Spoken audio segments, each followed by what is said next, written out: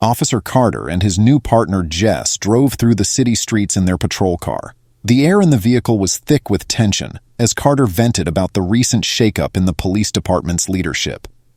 "Can you believe they put one of those outsiders in charge?" Carter spat, his knuckles white on the steering wheel. "This department's going down the drain." Jess, who had only been on the force for a few months, shifted uncomfortably in her seat. Carter's overt disdain and prejudice made her uneasy. "Maybe we should give the new captain a chance," she suggested cautiously. Carter scoffed. "You're too idealistic, Jess. They're all the same. Can't trust them." As they turned onto Elm Street, Carter's gaze fell on a pristine silver sports car. The driver, a well-dressed black man, was following all traffic laws, but something about him rubbed Carter the wrong way. "Look at that," Carter muttered.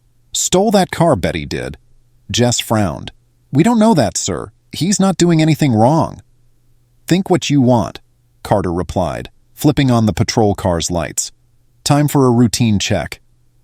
The sports car pulled over smoothly. Jess could see the driver's shoulders tense up as Carter got out of the patrol car with a smirk. Jess reluctantly followed, her stomach churning. The driver rolled down his window. "Is there a problem, officers?" he asked calmly. Carter leaned in, his face inches from the driver's. "License and registration." The driver, calmly handing over his documents, said, "My name is Michael Brooks. I'm on my way to a business meeting." Carter's eyes narrowed. "We ask the questions here. Step out of the vehicle." Michael hesitated, glancing at Jess, who avoided eye contact, feeling a knot tighten in her chest.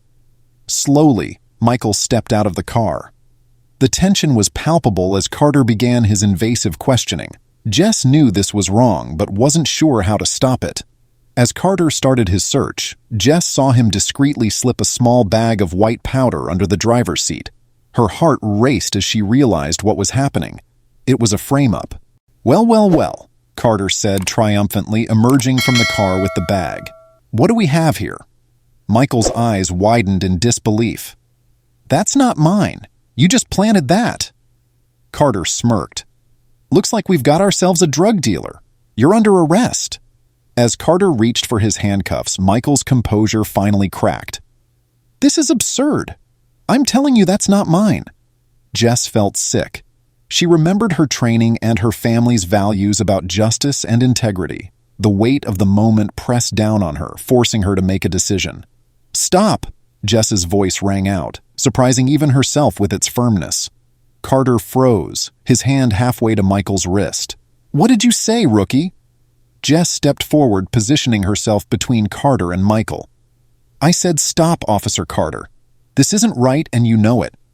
Carter's face twisted with rage. "You listen here, Jess. I've been on this force longer than you've been alive. You don't get to tell me what's right or wrong."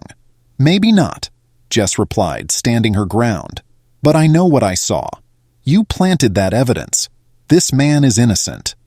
Michael, seeing Jess stand up, felt a glimmer of hope in his eyes. Carter's rage turned into desperation. "You little traitor! You want to lose your job?" For a split second, Jess felt doubt. Her dream had always been to make a difference as a police officer. Was she willing to risk it all? But then she saw Michael's fear and desperation and knew she couldn't back down. "If standing up for what's right means losing my job, then so be it," Jess said firmly. "I won't be a part of this." Carter's face flushed with anger. "You're done. I'll make sure you never wear a badge again." Jess stood firm. "Go ahead, but I'm not moving, and you're not arresting this man on false charges." The tension between the two officers was palpable. Michael, sensing an opportunity, tried to defuse the situation. "Officers, please. There's no need for this to escalate. We can resolve this peacefully." Carter, however, was enraged. "Shut up! You don't get to talk!" Jess put a hand on Carter's shoulder, trying to pull him back. "That's enough. He has rights, and you're violating them." Carter shoved Jess's hand away. "You're making the biggest mistake of your life." Jess stood tall, her father's words echoing in her mind. "Report away. I'd rather lose my job than lose my integrity." As the confrontation reached its boiling point, Michael revealed, "Officers, I have something you need to know."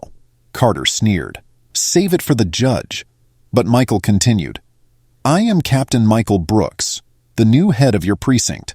I was on my way to meet with the commissioner when you stopped me." The words hung in the air, and Carter's face drained of color. Jess's eyes widened in shock. "That's impossible," Carter stammered. Michael reached into his jacket and pulled out his badge and ID. Jess examined the badge closely before handing it to Carter.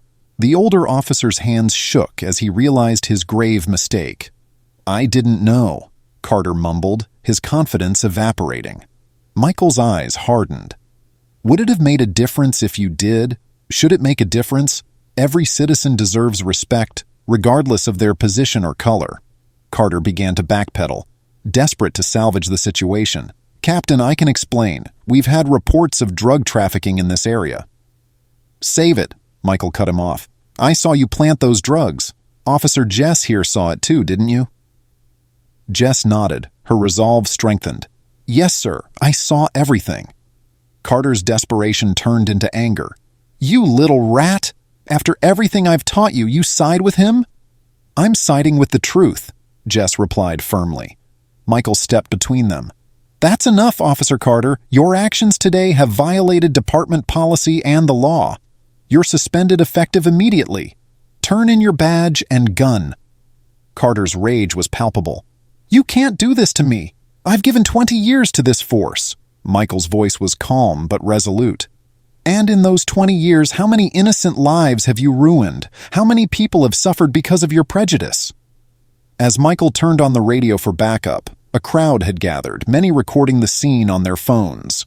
The story of a corrupt cop caught framing a new captain was about to go viral. Jess noticed Michael's young daughter in the back seat of the car, watching the scene unfold with wide eyes. Her heart sank, realizing the impact this moment had on the child. "It's okay, sweetie," Michael called out, trying to sound reassuring. "Everything's going to be all right. Just stay in the car." The crowd grew louder, chanting, "Justice for Captain Brooks. Lock him up. We're with you, Captain." Jess, seeing the situation spiraling, called for additional units for crowd control. The sirens grew louder as reinforcements arrived. Sergeant Davis, the senior officer of the new backup, stepped out and surveyed the scene. "What's going on here?" Jess, breathless, explained. "Officer Carter conducted an illegal stop and planted evidence. The man he stopped is actually Captain Brooks." Davis's eyes widened. "Are you serious?" Carter, seeing his chance slipping away, lunged for the bag of drugs, trying to destroy the evidence. "Watch out!" someone shouted from the crowd. Michael acted swiftly, tackling Carter to the ground. "Officer Carter, you're under arrest. You have the right to remain silent. Anything you say can and will be used against you in a court of law." The crowd erupted in cheers as Davis and other officers assisted with the arrest. Carter, handcuffed and led away, continued to shout threats and insults. Commissioner Holt arrived on the scene, his expression a mix of concern and irritation. "Captain Brooks, what in God's name is going on here?" Michael straightened, meeting Holt's gaze. "We had an incident involving Officer Carter. He conducted an illegal stop and attempted to frame me for drug possession." Holt's eyebrows shot up. "These are serious accusations. Do you have proof?" "I do." Jess stepped forward. "I witnessed the entire incident. Officer Carter planted drugs in Captain Brooks's car." Holt looked between Michael, Jess, and the patrol car where Carter was seated. "This is a nightmare," he muttered. "All right, I want statements from everyone involved.